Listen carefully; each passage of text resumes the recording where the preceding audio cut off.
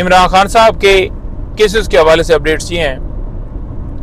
12 FIRs کے اندر خان صاحب کو 7 مہینے کے بعد نامزد کیا گیا، جن کی آج سماعت ہے۔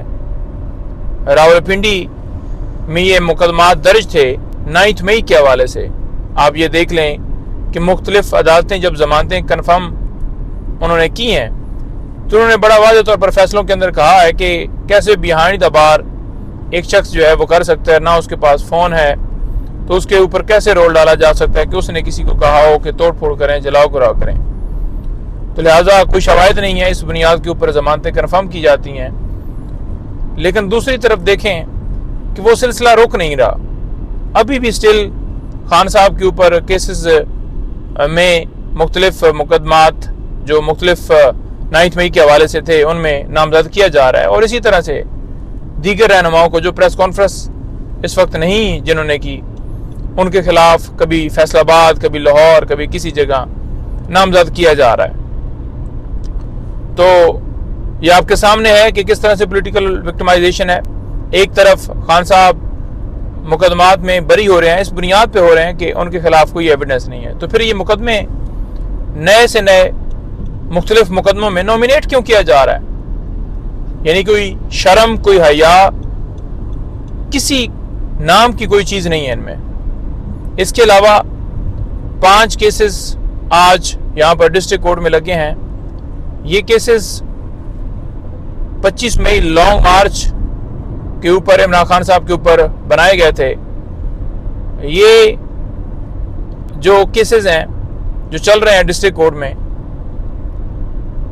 ایک دن میں عمران خان صاحب کے اوپر کوئی 18-19 FIRs ہوئی تھیں، جن میں سے 4 میں خان صاحب یہ 2 دن پہلے بری ہوئے ہیں، انہی کے ساتھ کے یہ مقدمات ہیں۔ یہ بھی انشاءاللہ تعالی ہم 249 کی اپلیکیشن بریت کی کچھ میں دی ہوئی ہے، کچھ میں مزید رہتی ہے، تو وہ انشاءاللہ تعالی گاہے بگاہے آپ دیکھیں گے کہ یہ بری ہوتے جائیں گے خان صاحب۔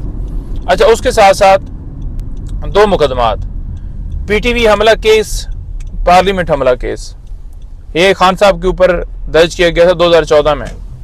دہشت گردی کی دفعات لگائی گئی تھیں، اور وہ دہشت گردی کی دفعات ہم نے اپلیکیشن دی، وہ حذف ہو گئیں، ختم ہو گئیں۔